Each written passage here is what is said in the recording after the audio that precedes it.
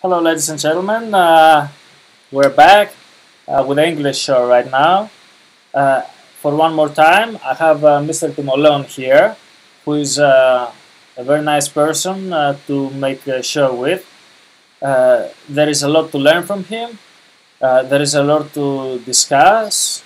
Um, as I told you sometimes, Mr. Timoleon is well involved in the Greek community here in New York, and he's been studying Hellenism a lot, and he has done many great things. Anyway, Timoleon, thanks for being here again.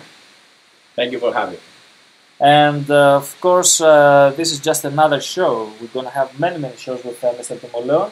The good thing about Timoleon is that he's here in New York, and he's in Brooklyn. He's not too far. We would have made another show as well, like the couple of in the previous days, but the problem was that there was too much snow in New York, right, Timoleon? A lot of snow, yes. Not only once, but we had many times of snow. Yeah, so too much snow, it was difficult for many people to come here, and especially for Timoleon, who is a very good friend, and we can make good discussions. Also, we had very good comments about you, Timoleon, so this is why it's good to have you here, because people really like Timoleon. Some people like him even more than they like me, and that's good. I love that. So let's talk about some issues, Timoleon. The usual way we were doing things with Timoleon was, how we started it. We started with conversations out of the blue, conversations that we are interested in, and we keep going from where we were left off. So we keep going and we keep going, and we try to find a way of to find something different, to talk about things that many people don't discuss, and even they have been forgotten, I would say, to a great extent. I haven't heard anybody talking about, for example, plithogemistos. Perhaps we are some of the, I don't know, in the American media, did anybody else talk about plithogemistos? Besides the newspaper that you guys had, the Laconian Guard, which did talk about issues like that. It was a newspaper from since 1995 or something like that. So it has been around for a long time. This newspaper is quite interesting. It's bad that I didn't talk about it in the Greek show. I would love to talk about it in the Greek show as well. Show this newspaper to people. Only by the way this newspaper looks is it's an artifact by itself. It's something that you look at it and you like it. Anyway, that's how I felt. So Timoleon, where were we left off last time? I'm supposed to do that. I'm supposed to remember these things, but I make the life of some others more difficult. Sometimes. See, forgetfulness. Yes. Is, according to Plato, a condition that comes to humanity as we lose sight of truth.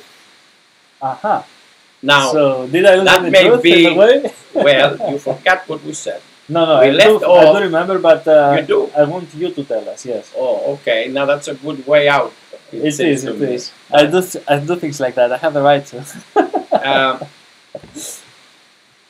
We left off at we said our so many things. disagreement concerning the sight of beauty, the vision of beauty. Oh yeah, now better. Okay.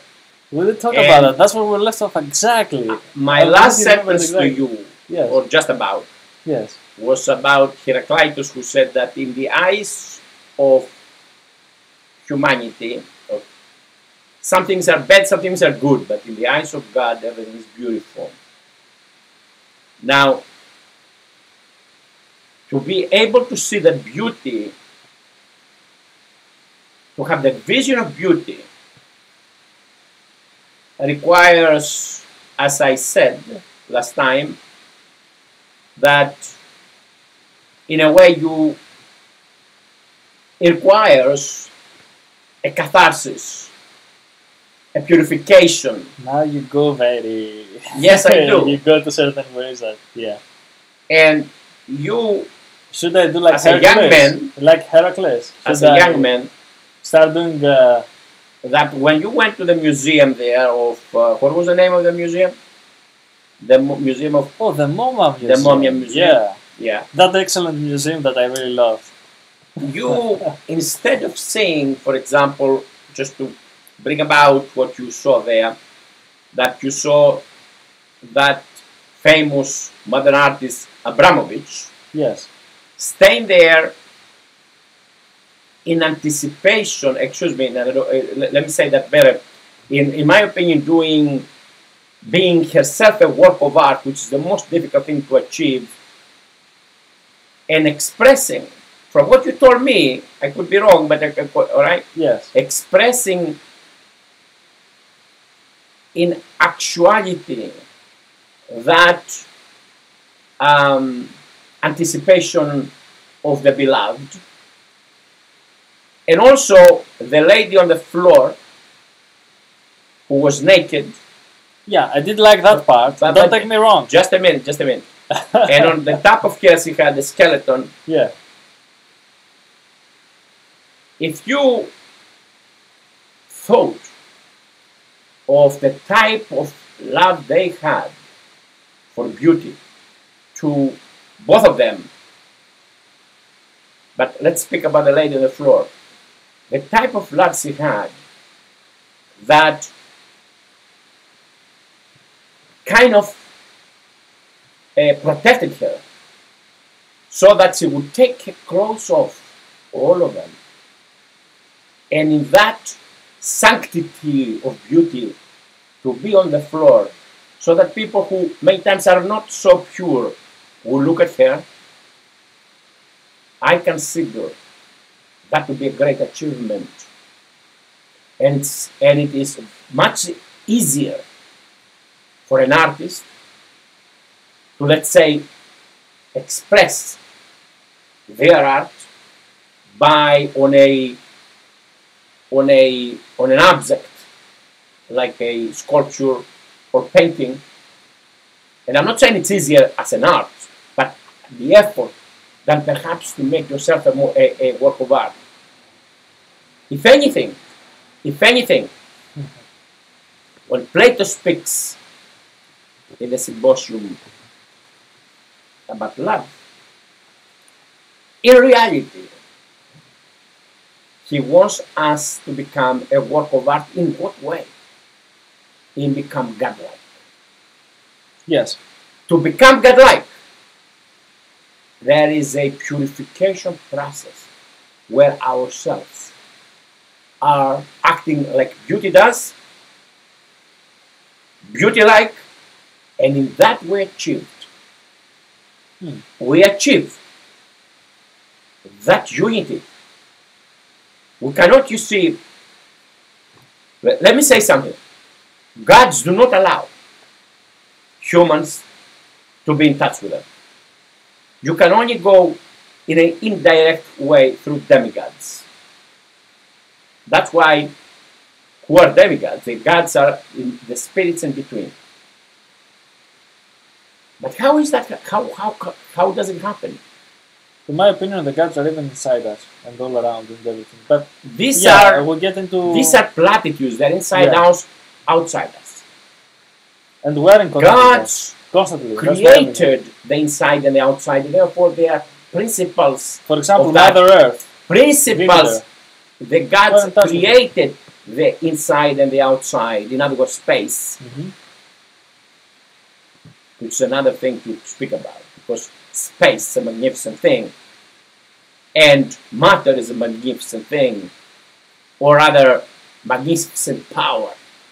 So when you went, my friend, to the museum, what I recommended to you last time is to ponder upon what Heraclitus says, because what did Heraclitus know that escapes many of us?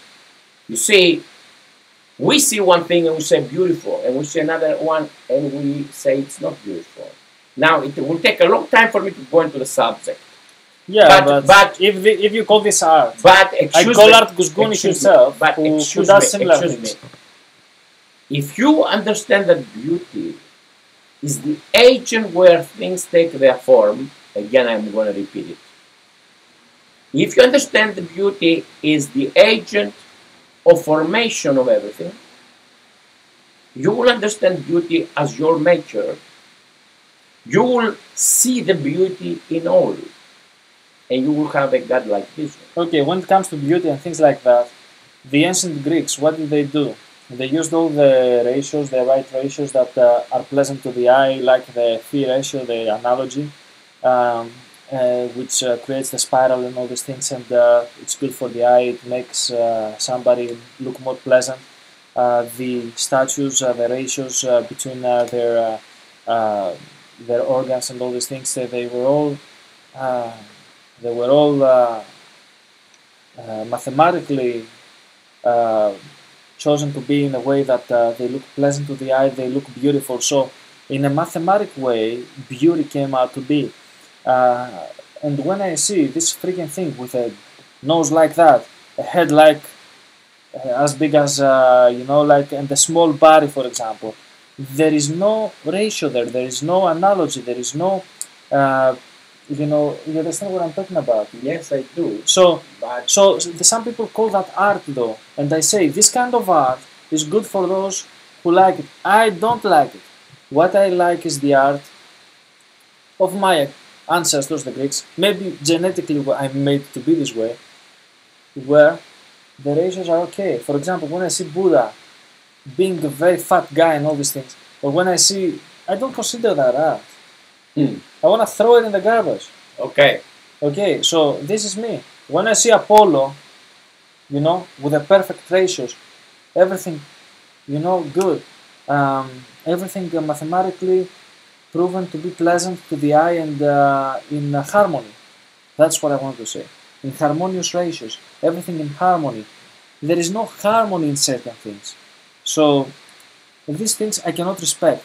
There is no harmony in a freaking board where they throw some paints all over and they say, this gives you a feeling. I don't care about that feeling. What I care about is the harmony. So it has to do with values, okay?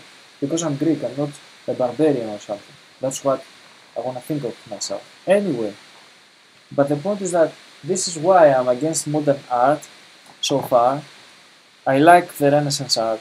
I like some art of some other eras. I like the art of the ancient Greeks. I don't like these things that I see in the moment. I don't like them. I mean, they are interesting. For example, some chairs they have in a modern fashion and things like that. There is some geometry there, something like that. Alright, I agree with that. They look interesting. The colors are very bright and vivid. So these things, okay. They are interesting. But I don't consider it high art myself.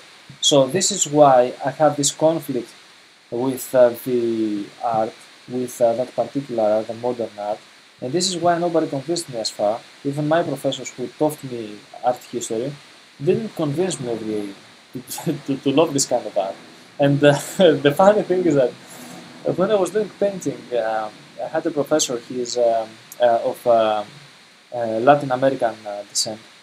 And we were talking, and I said, you know what? I don't like freaking Picasso, no matter what. And he said, who told you that I like him? I shook his hand. I said, okay, man, we're on the same ground. So I found some people who are like me. So there are these kind of things when it comes to art, because we went into art now, and perhaps we should start exposing the Greek art. I'll tell you one thing, Timoleon, which I think is pretty interesting. I was doing history, and in my university, in my college, and when I was doing history, I had a professor. She was talking to us about. First of all, it was history from the ancient times up to the Roman times. So, and we saw the Parthenon. She said everything was equally measured and things like that. So it was cool, and they came out to do a presentation. I did it on this subject. because we were doing a presentation, it was an introductory course back then.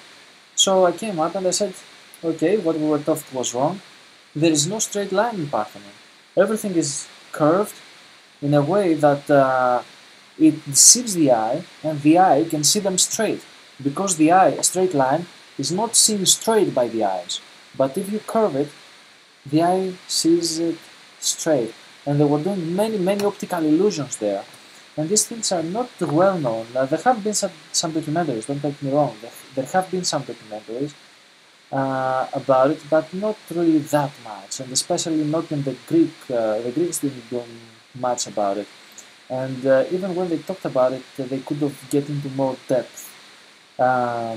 So I think it's important to start stressing the issues like that, to try to expose this kind of art, which is perhaps the most perfect, the Everest, the spiritual Everest is the Parthenon. Leonidas used to say, the guy who comes from your area. So the spiritual Everest, we have the spiritual Everest Parthenon, and we should take a look at it and understand the mathematics, the optical illusions, all the science that they use over there, which we keep discovering, and we are being astonished.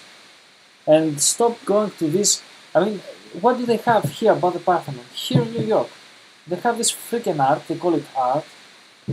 And how about Parthenon? They don't even talk about it. They don't have any kind of whatever, you know. And they do have some Greek statues in another museum, which I love to go there, the Metropolitan Museum of Art. There I can see art, which I like. I also like the medieval art they have over there and some other things.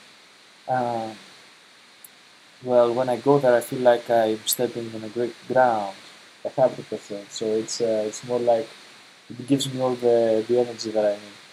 Energy in a way that, or not in a physical way, in a way that, in a metaphorical way. Anyway, so that's about the art. I think we can, should we keep going about the art? Maybe we can switch to another subject, right? Or what do you think? It's up to you, but really, look, it's not the point of art. The point is beauty. Beauty, yeah. And when we speak of art, the subject should be approached with veneration.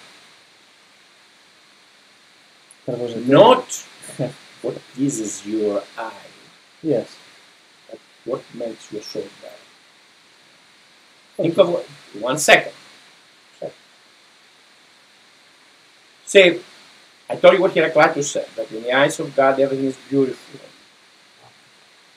The Greek art has a different source and a different direction, and it has to do with perfection and harmony, and it deals with basically the yearning of the Hellenes to achieve perfection. And that's a magnificent achievement. Hellenic art is something that we should see with awe.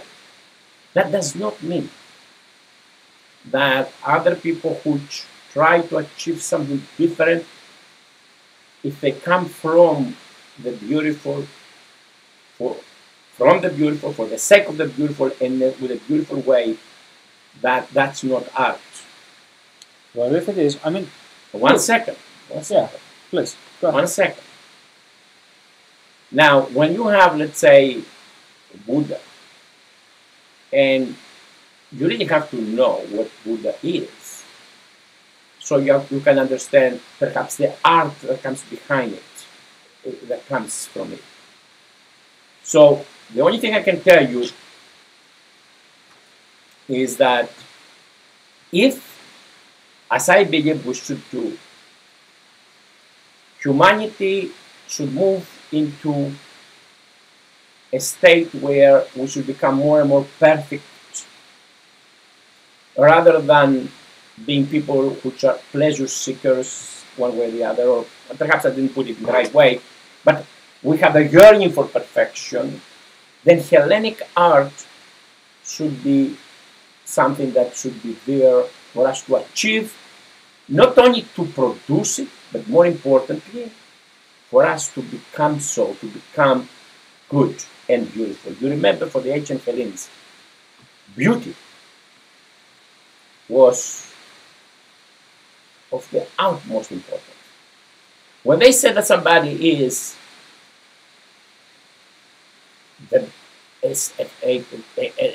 good person, an excellent person, a godlike person, they say good and beautiful. Kalos, kalatos. Think about it. No other nation that I know has put beauty to a higher place than Hellenes. And to go deeper on this, the heroic age, if you know about Greek mythology, you find it's full of heroes. Not one, not two, not three, or not five. Lots. Every place has its own hero, pretty much. A lot of people do not know, though, that the word hero. It's not the hero, the sandwich. When we say hero here, we mean the hero. The word hero or heroism, right? Yeah. Comes from the word eros, as Plato says, which means lover. In other words, these heroic people were lovers of goodness and beauty and duty for their family, their country, the world. Yes. So what is Hellas? Hellas The country of life. is the country of lovers. Of lovers. Women and men. Because you have so many heroic Hellene women. In the tragedies, most of the heroines, most of the key figures are women. Whether it's Iphigenia or Antigone, or many others. Hellenism saw the beauty of the feminine and the yearning and its power, and the masculine and its energy. One day we'll explain what that means. But they saw it only, not only just as things to speak about and calculate what we can do with that. They saw it as a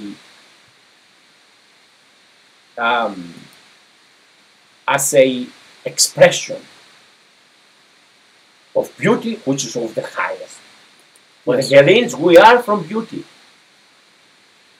We are from beauty. In other words, we are made from beauty. It's not that we are made and then we become somehow beautiful or not. We are from beauty and therefore we are beautiful. That's what a fantastic thing is. No other nation has that, Yes. to my knowledge. Yeah, absolutely. We agree to these things on art. When it comes though to the word Hellas, it comes for those who don't even who haven't heard about it. Greece in Greek is called Hellas. We don't say we are Greeks. We say we're Hellenes. If you ask my grandmother what a Greek is, she will say, "What is Greek? I don't know what that is."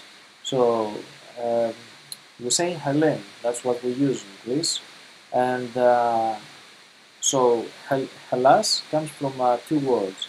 The word Hel, which means light, and the word Las, which means stone or ground. So it is the ground, the land, like Las. We say land here in USA. In English, so we say land. Land comes from Las as well, so it means pretty much the country of light, as we would translate it. And so that's about, and we use that word in many kind of ways in the Greek language, even the modern Greek language. So it's good we talked about that. I remember I want to talk about something. There was one conversation we had last time. I'm not Don't sure. tell me you forgot it, now you're trying to remember it. Well, let me tell you. We had a conversation, and it's interesting, about the modern Greek and the ancient Greek. And a friend of mine was also, I think I was talking to a kid that day, and we said that from Canada, and we said that there are many ancient Greek words that we still talk about it. Well, most of the Greek words, most of the modern Greek language words come from the ancient Greek. They are the same pretty much. I mean, the one is more advanced level. It's like reading New York Times, whereas the modern Greek is like reading New York Post. The one is more advanced, the other one is more like narrow, and slags and things like that. But the point is that what I was trying to say last time is that uh, still our grandmothers in the villages, they say some words that have been forgotten in the big cities like in Athens and in other places. They don't say these words, and though my grandmother says some Homeric words that come out of nowhere. I mean, for example, she doesn't say when she was fighting with some of the animals she has over there. She wasn't saying, "I want to throw a stone at you, Petra," like we say usually in Greek. She said, "Λίθος κακός να σε βαρέσει." Λίθος. So she wasn't saying. She was using some expressions where she was using the Homeric word there. Λίθος κακός να σε βαρέσει. So she wasn't saying Petra that we usually say that you hear in the TV and everything. She said Lithos, and I said she didn't even go to school. When she was about to go to school, the Germans burned the school. So since she didn't go to the first and the second grade, she didn't go to school at all. So she didn't know how to write her name. But she was speaking Homeric words. And not only one and two. She wasn't saying, for example, the kotes, when we say the hands, in Greek we say kotes now. Many people say kotes. She was saying the arnithia, ornithes. So she was using the ancient word. So, and that's amazing, right? Having a grandmother who didn't go to school and she speaks ancient Greek.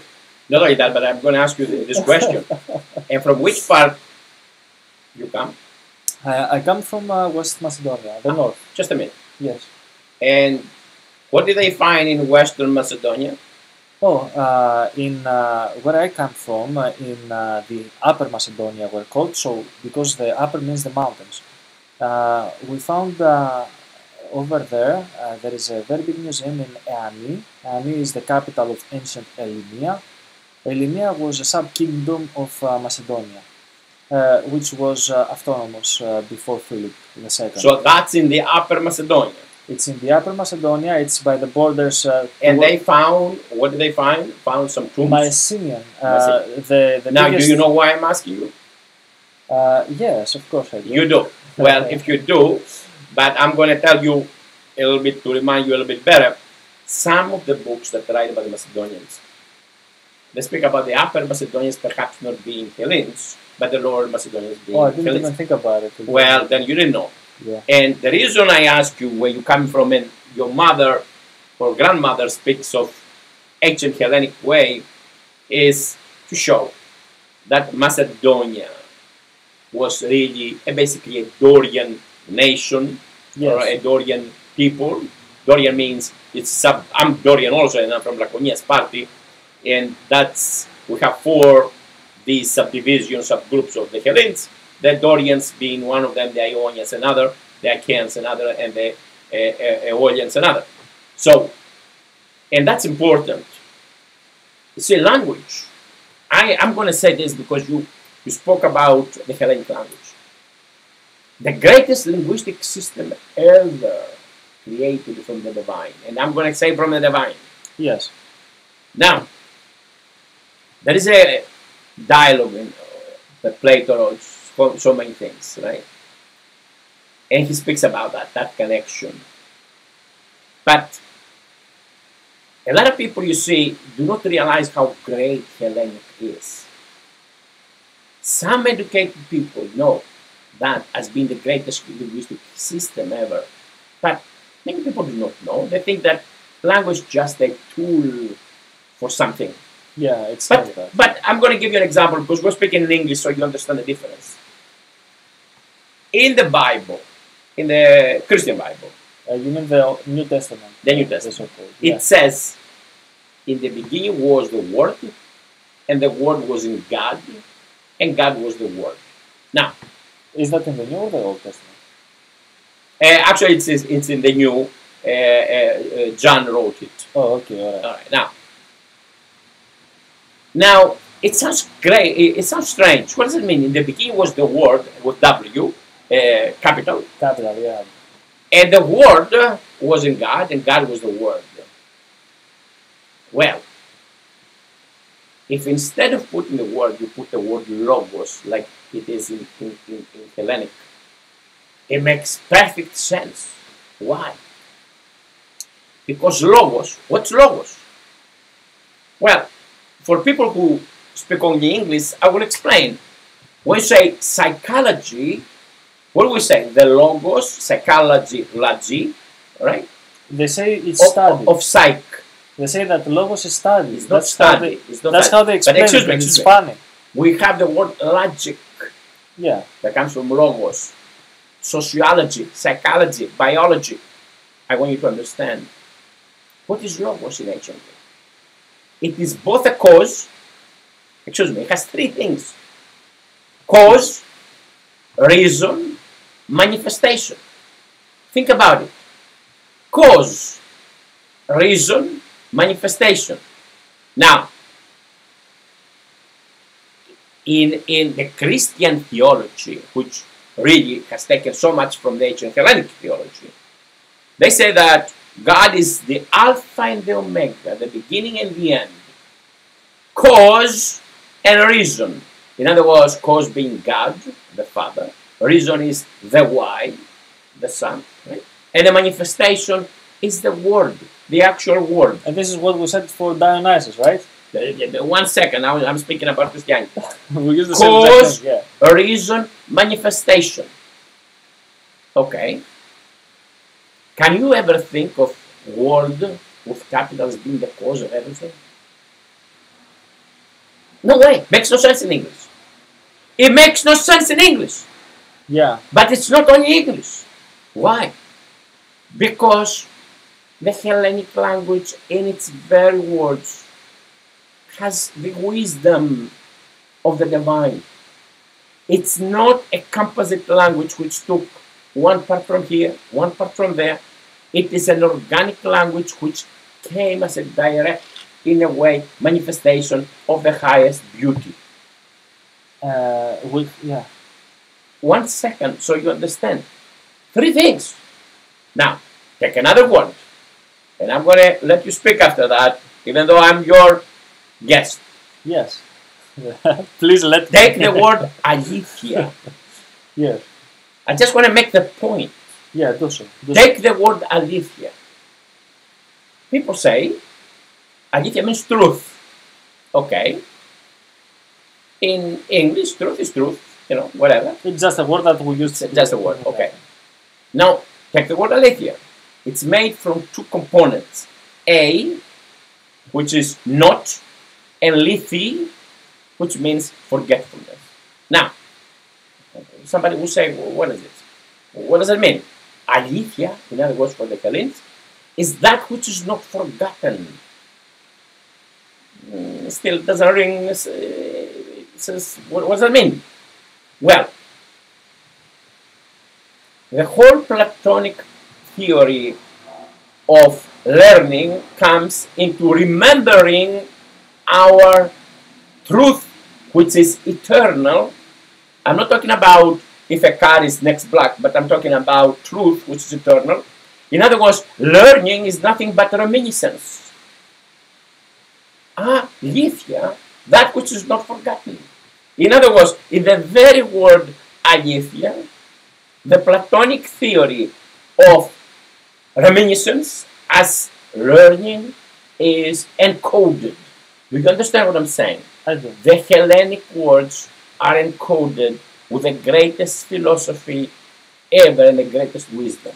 And now you give me an opportunity to say something that the Greek language, along with the Greek philosophy, along with the Greek theology, along with all these things, they work together. They are blended together into one. So when we say Greek religion, we mean at the same time Greek philosophy, Greek language, because they all go together. They all blend together in a very harmonious way. And the problem that we have today is that we have religions, they don't blend with science, they don't blend with philosophy, they don't blend with the language itself, and people have a problem. So perhaps that gap can be covered here from this organization or perhaps from another. But let me say something before I forget. Could you? yes, please. Okay. And this is for our viewers there, whether they're Hellenes or not Hellenes. You see, it's true that about 30%, 25 to 30% of the English language is Hellenic. If they learn, if their children and they themselves learn, it will be excellent for them to go to school to get the SITs and all other tests, right? Well, as well as the Latin roots, all right? Latin Yes. and Greek roots. Yes. Okay, very important. But if their children learn Hellenic, they will become in depth, automatically, extremely intelligent. For in there encoded They can't are understand that, connections. Well, but that's what I'm saying to you. If you don't do Excuse me, that, excuse you are me. not able to understand Excuse it. me. One- They get extremely intelligent. But also because there are moral meanings, not just information. They become more moral. You remember what I said before about beauty? Beauty being connected with morality for the Hellenes. Once people understand that, they will automatically